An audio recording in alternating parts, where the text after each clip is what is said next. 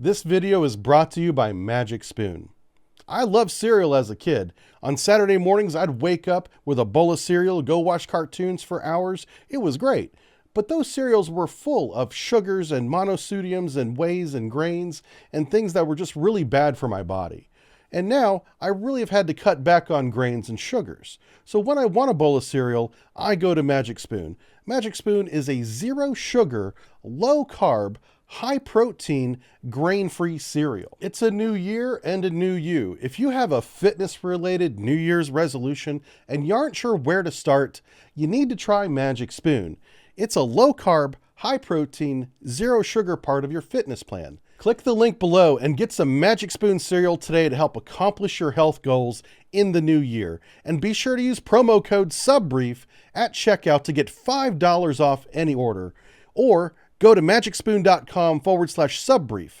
Magic Spoon is so confident in their product, it's backed by a 100% happiness guarantee. So if you don't like it for any reason, they'll refund your money. No questions asked. So click the link below and use promo code SUBBRIEF for $5 off. Or go to magicspoon.com/subbrief and save $5 today. Welcome back to the Naval News segment, everybody. Today, we're going to be talking about the United States Navy's new destroyer. This thing looks really impressive. We're going to read from the piece from navalnews.com written by Mr. Peter Awning. And he says, U.S. Navy reveals plans and ideas for DDG-X Next Generation Destroyer, presented at the Surface Navy Association's 2022 National Symposium, or SNA 2022, held a live in-person demonstration virtually on the week of January 10th. So this is going back a week or so, 2 weeks or so. And they say here it's going to be the successor to the Arleigh Burke class DDG-51 Flight 3 destroyers. So this is going to be the top of the line coming up. Going to not replace, but it's going to be the next generation. Probably working alongside the Arleigh Burkes for many decades to come. From the piece, he says the DDG-X information revealed was first reported by Sam Legrone at USNI News. So we want to give credit to USNI News for breaking this first. Full credit to them as well. According to the Rear Admiral Paul Schlins, U.S. Navy Director, Navy Surface Warfare, N96, the DDG-51s will have been in production for over 40 years with basically the same hull that the U.S. Navy started with in 1985. Wow. So the Arleigh Burke design is so good. There's been different variations and flights, if you will, of the same design over many decades, but they still continue to serve us today. And we're building them today too. That includes 30 years of DDG upgrades, he says, from Flight 1 to Flight 2 to Flight 3. Oh, Flight 2 Alpha, can't forget about that one. But as far as the variants go, the DDG-51 hull form is maxed out. The new longer-range weapons cannot fit in the DDG-51 hull form. Thus, we're building a new destroyer that will fit the new weapons that are coming down the pipeline. And that's kind of where we're going to get cautious here, because we've seen in the past that they have great plans, big ideas for these new ships, and the technology in the past hasn't always been ready or tested or even work. It's not available to put on the ship.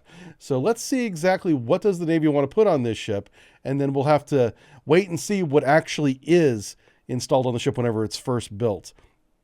So we're going to quote the Kate Conley, the Deputy Program Director for the DDG-X. She says, so when we upgraded Flight 3 DDG-51, we took up all of the service life allowances for that platform. So all the space and power has all been allocated. There's not enough room on the ship to put new combat capability that takes more power and a larger footprint on the ship itself. These are all, grounded justifications for building a new destroyer. So far, so good. She continues by saying, so capabilities that are going to be needed in the 21st century to continue combating threat with increased missile capability, sensor growth, and direct energy weapons, which actually require a lot of power, increased survivability, increased power availability, which is going to be going through the IPS integrated power system, which have provided a lot of flexibility on how you utilize power across the ship. IPS is already installed on many ships. There's a new improved IPS that's coming along too. We'll see if they mention that. When it comes to new technologies, Conley says, quote, the first step will minimize incorporation of new technologies. New technologies will be monitored when they are fully matured and ready to actually be implemented. We will put them on the ship, but not until then. We are trying to reduce the risk as much as possible. That's fantastic. We're learning the lessons of the LCS and the Zumwalt design and production. Outstanding. They're saying all the right things right now. This is making me very happy. According to Conley, in December 2020, the Chief of Naval Operations approved some top-level design requirements when compared with DDG 51. They are new flexibility and new margins for the next-generation destroyer, space reservations to add new systems and sensor growth, high-energy lasers, and accommodate a larger missile cell, such as for the hypersonic missiles, which are going to be a physically larger missile, apparently, than the Mark 41 VLS long range can launch. The second thing is improved reduction in signatures to reduce vulnerability. Acoustic, infrared, electromagnetic signatures will all be improved by greater than 50%. That's the benchmark. Make it as good as you can, but it's got to be at least 50% greater. Have two 21-cell RIM 116 rolling airframe missiles to be mounted on DDG-6X and a high-energy laser for close-in self-defense. So they're going to put two of the new type of close-in weapon systems that include high-energy weapons and have an upgraded expand radar. So new and improved. Increased mobility with the range greater than 50%. Time on station increased to greater than 120%, and the efficiency greater than 25%. So it's going to be more efficient, thus resulting in longer time on station, higher endurance. Great. Let's see if they mention the crew, because that's really where they shot for the moon on the LCS project specifically, Zumwalt to some extent too, and they really wanted to minimize manning on board, which in reality just didn't work. We ended up putting a lot of extra sailors, almost twice as many as the ship was designed to house on the LCS. So let's see if they even mention that in this preliminary design requirement.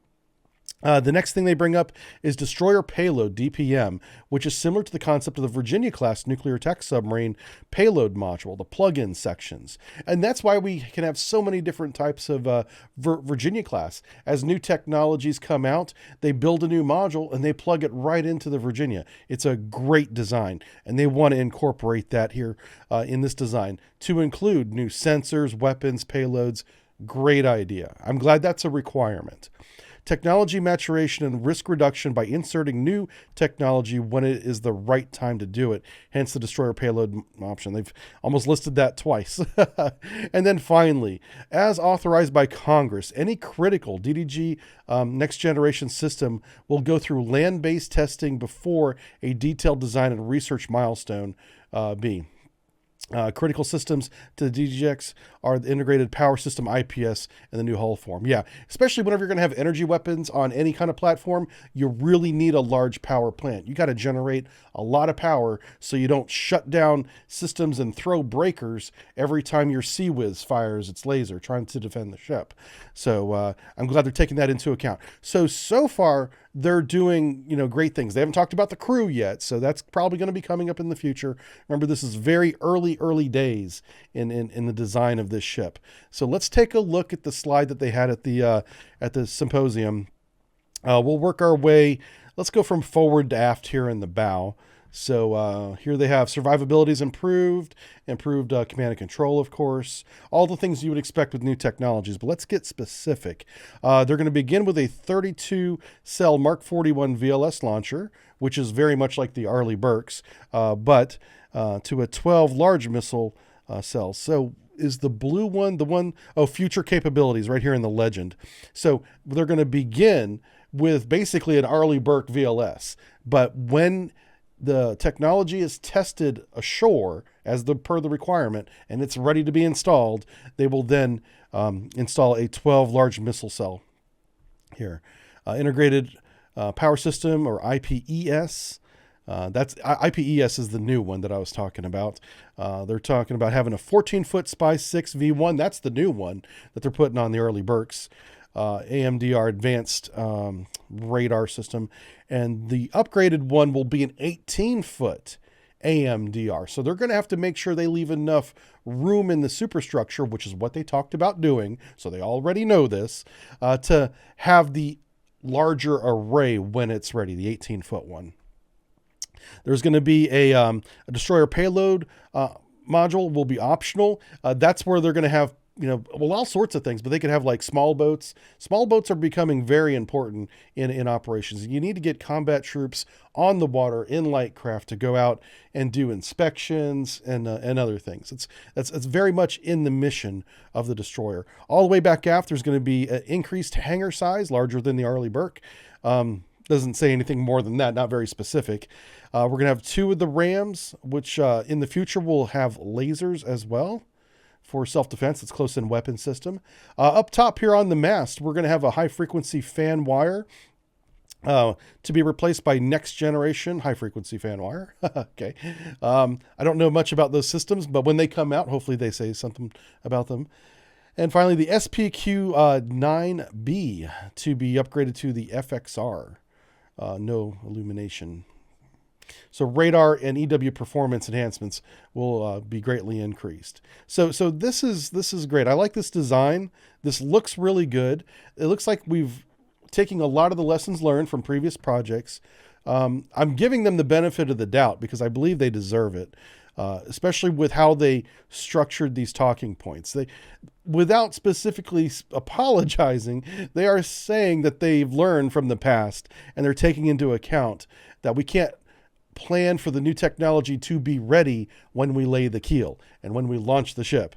And so Congress has gotten involved here and said, thou shalt test first and then plan to install. And I do love that. This piece goes on. I would encourage everyone to go to navalnews.com and read this piece. I believe it was published January 18th. So you may need to scroll back a couple of days because they update stories all the time over there. Fantastic piece. Very excited to see where this program goes. We will be following it closely here on this channel. And when they have an update, we'll bring it to you. Thanks for watching, everybody. Have a good one.